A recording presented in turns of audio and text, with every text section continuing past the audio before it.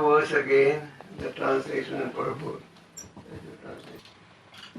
Om Jnana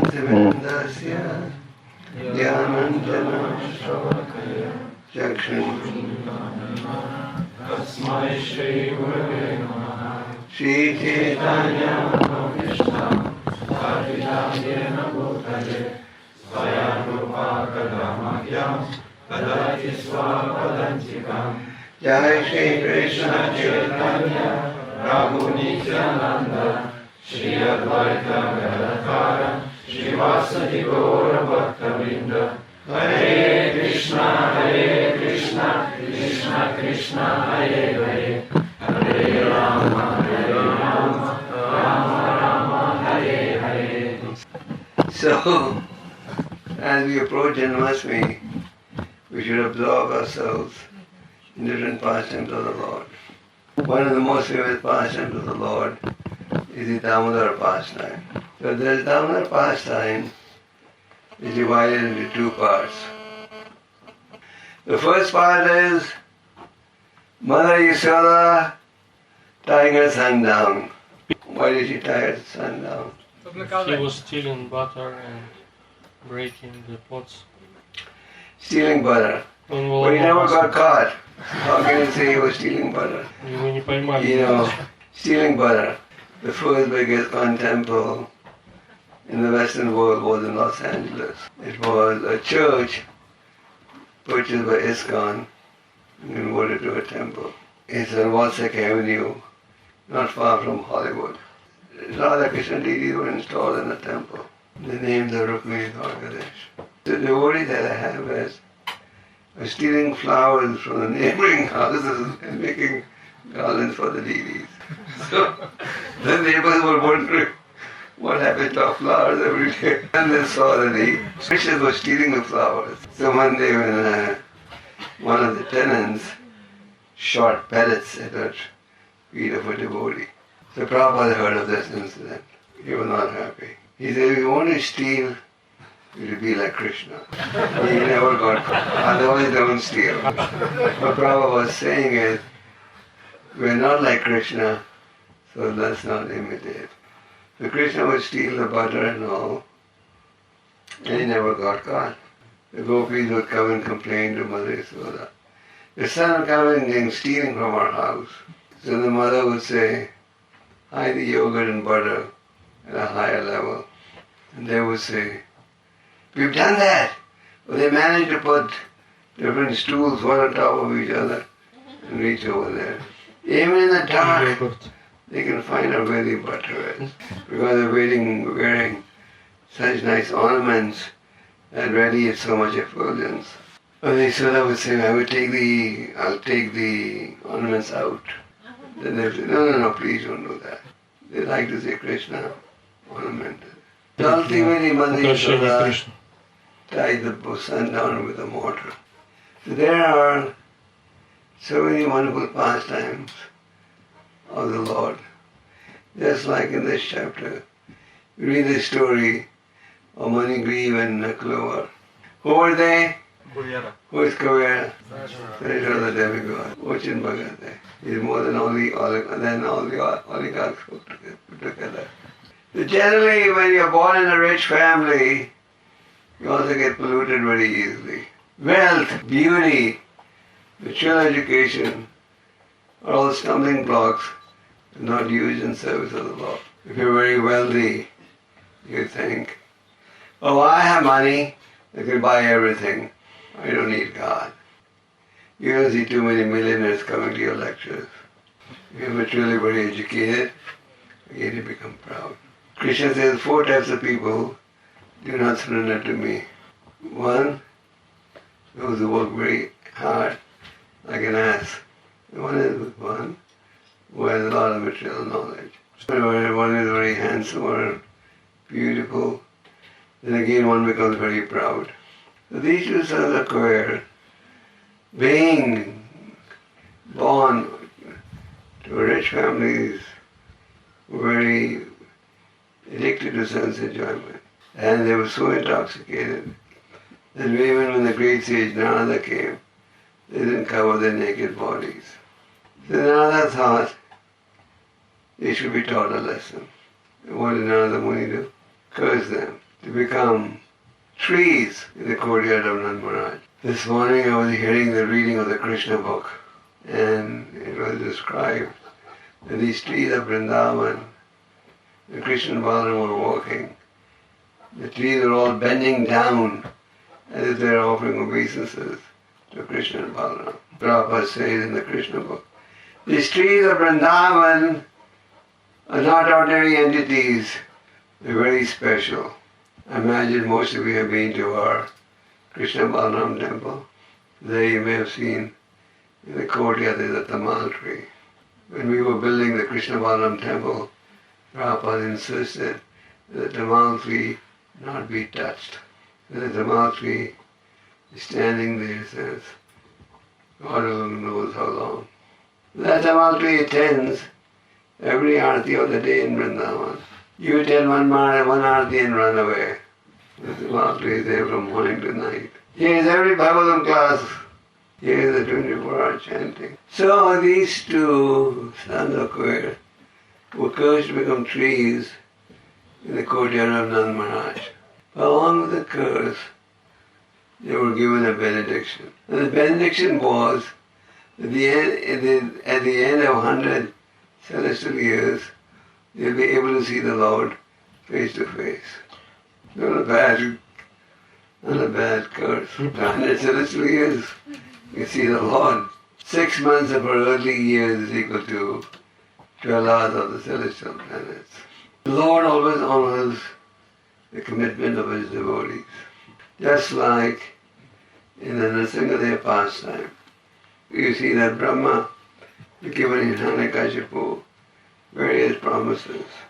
Hiranyakashipu wanted to become deathless. He performed great austerity. And when Brahma then gave the benediction that he will never die, he secured the same indirectly. After repeating all these benedictions, Brahma thought, now I become deathless.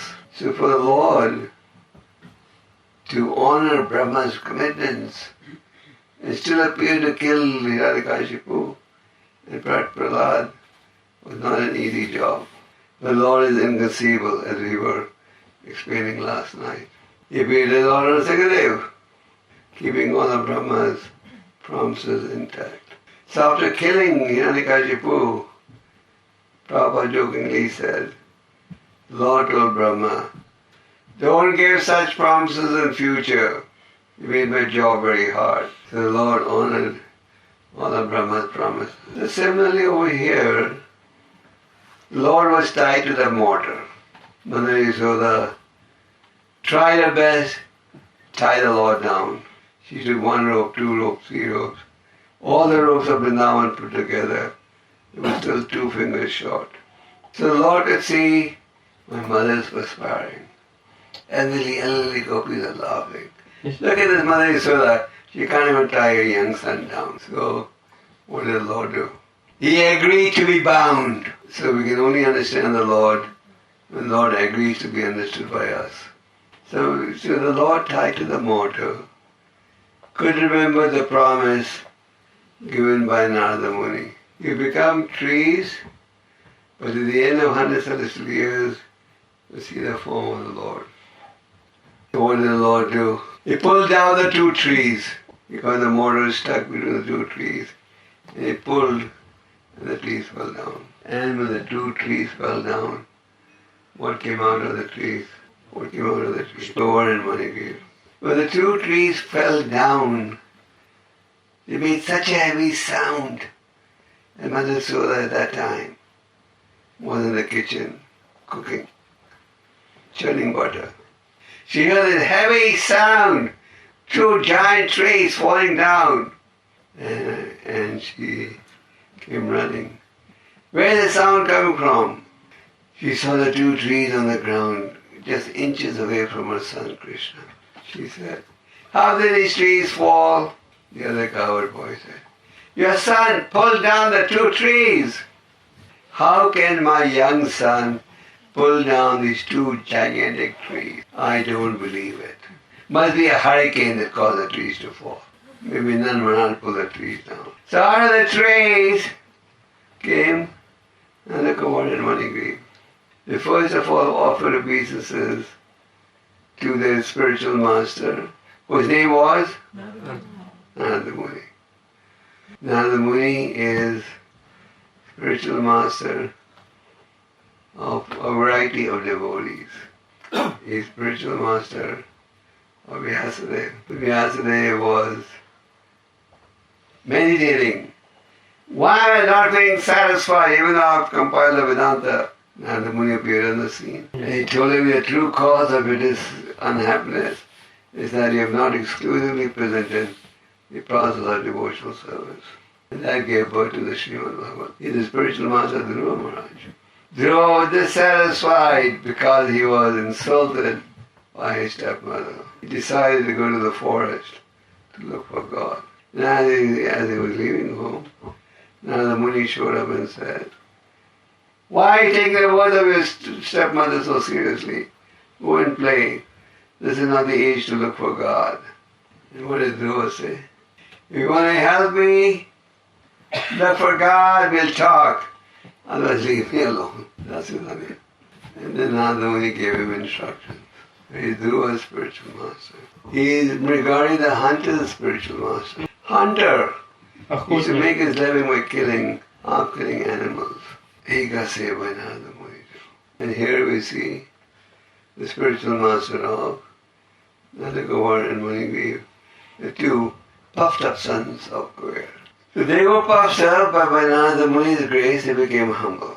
So these two sons of Kūbera expressed gratitude to Narada Muni for giving them the opportunity to have an audience with the Lord. And then they offer this prayer that we just read. They're saying, henceforward, may all our words describe your pastimes, may our ears engage in oral reception of your glories. So here the word, henceforward, is very significant. Henceforward. From now onwards. So before coming to spiritual life, we were all in ignorance. By and large, we are born in ignorance, brought up in ignorance, Prabhupada, and we die in ignorance. But some fortunate souls are born in knowledge, just like these children born in Krishna consciousness. They're very fortunate. And even if we're not fortunate, by the mercy of a pure devotee of the Lord, we become fortunate. So, these two sons of Kūbera, because of their exalted position, became very puffed up and intoxicated to sense enjoyment. But by Narada Muni's mercy, they have now realized that they made a mistake and now they should rectify. We say a prayer before speaking. Om Jnana-Timirandasya Jnananjana Shakya Chakshurvindamina Tasmai Shri Gurave Namaha. I was born in ignorance, but by the mercy of a spiritual teacher, I become enlightened now. So similarly, all of us sitting here, we were all born in ignorance. But we met a devotee of the Lord, or we read a book, and we realized what's right, what's wrong. So we made a lot of mistakes, but now we should endeavor not to make mistakes. So they are saying, henceforward. That means we made mistakes, but now onwards, we don't want to make mistakes.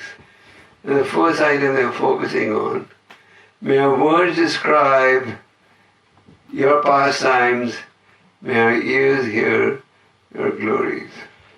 In other words, the emphasis is on Shravanam and Kirtanam. From the beginning to the end of the Bhagavatam, this theme comes out again and again. Shravanam and Kirtanam. That's the key to our spiritual advance. These anarthas are there to tie us down to material existence. We know what the disease is, and by the mercy of the Acharyas, we know the cure. We just need to take the cure, and then the disease will get corrected. So they're saying, May your words constantly describe your pastimes, and may our ears constantly hear your glories. So this principle of Shravanam and Kirtanam, hearing and chanting, keeps getting repeated. Someone will say, oh, what is this? Every time I go to a class I hear the same thing. Shravanam Kirtanam. Doesn't matter who is giving the class, whether it's a Maharaja giving the class or a new Bhakta. Yes. Unfortunately, even after hearing 100 times, we still don't honor it. Repetition is necessary to drive the point home. Prabhupada says in the Bhagavad Gita. If Krishna wanted, he could explain in one verse, you're not this body, a pure spirit soul. But through so many verses, Krishna is making the same point. There is a soul in the body. So the Bhagavatam repeats the important points again and again. So now that we've come to Krishna consciousness, we should increase our transcendental chanting and hearing. What do we do with the words? One is to chant the holy name. And the other, what is being explained here, discuss the different pastimes of the Lord. So as you're headed for Janmashtami, each of you could take on one pastime every day and discuss that. I'm sure all of you have Krishna book at home. Read one chapter a day and then talk about it. So there's so many pastimes. And if you finish reading once, read the second time. Third time, keep reading. Keep chanting. Do you ever get tired? Yeah. That's the nature of spirituals. Whether it says, may our hands, legs, and other senses engage in actions pleasing to you. So may our hands be used in service of the Lord. Who gave an ideal example of how to use the hand and the senses in service to the Lord? Who gave that example? Another very good example, Lord Chaitanya, cleaning the Gundicha temple. This festival was held right before Rath Yatra. Gundicha is the name of the wife of King Indradumna. So Lord Chaitanya organized a massive cleanup of the Gundicha temple. Hundreds of devotees were engaged in this Leela. Lord Chaitanya himself took part in it. With the hands, they were scrubbing the floor, scrubbing the roof, scrubbing the walls. When you scrub, what do you remove? So they were scrubbing the walls. And they were keeping the dust together. Lord Chaitanya would himself go and check how much dirt each had accumulated. Lord Chaitanya himself was cleaning also. And he alone would collect more dirt than all of them put together. Yes. Lord Chaitanya would go to each of the groups, and those that were collecting more dirt than others, he would use them as an example. So Bhaktisiddhanta Ji has explained this pastime of the cleaning of the Gundicha temple represents the cleansing of the heart. Our hearts are clean or dirty? Clean, just more black than a coal. So we should clean the temple with our hands. Do we do Gundicha Marjana? Yes. So with the hands, scrub the Lord's floor. We can do that every time we come to the temple. We can do it any time. Yes. So they are saying, please, with your hands and legs, engage in actions pleasing to you. So we are all trying to please someone or the other. Prabhupada. I'm just hearing a lecture, I think this morning, Prabhupada was lecturing. Trying to hear Prabhupada's lectures every day. So Prabhupada was saying, giving the example of Mahatma Gandhi. You've all heard of Mahatma Gandhi. He fought very valiantly to make the country, India, independent. But in the end, what happened? Somebody shot him. So in the material world, we're all trying to please each other, whether it's a husband-wife relationship, children-parents relationship. But nobody really gets satisfied. Like there was a survey done, few surveys done in the Western countries. And these surveys have shown that people today are more lonely than ever before. They're more lonely. Now everyone has found a new companion, and that's a smartphone. So now you play, the smartphone become your best friend. His computers are a blessing and a curse. Now most people are married to the smartphones. So, for various reasons, at least in the Western world, I don't know about Russia, where the survey was done in America and Europe, and found out that people are far more lonely today than ever before. So, in the material world, it doesn't matter how hard you try, you can never please anyone.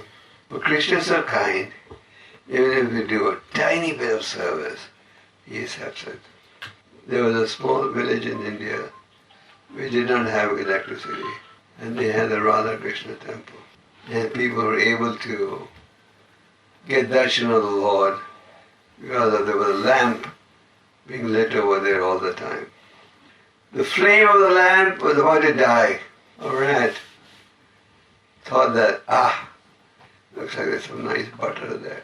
She went to taste the butter, and she accidentally pushed the cotton so the flame became brighter for people to see the Lord.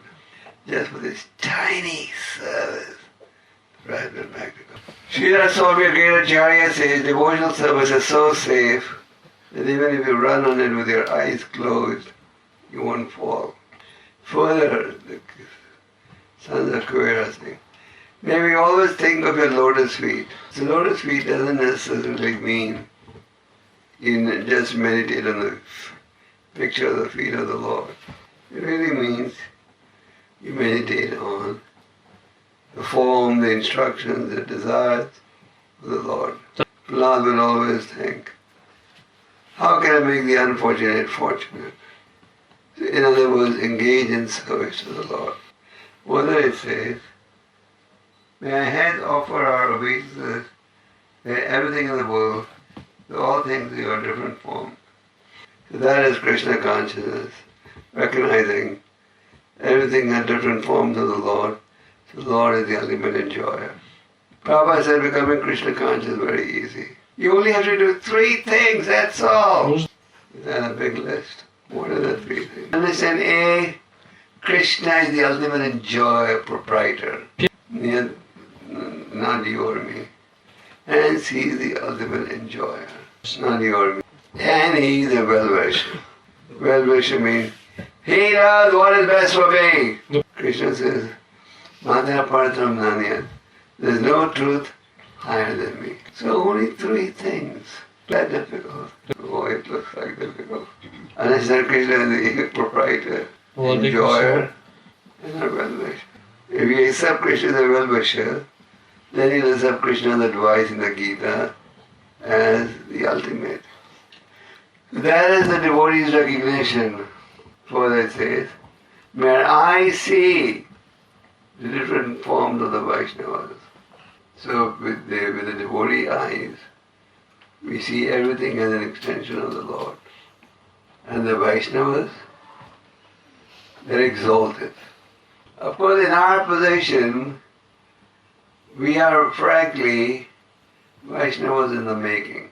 We can't say, I'm initiated yesterday, so I'm a Vaishnava today.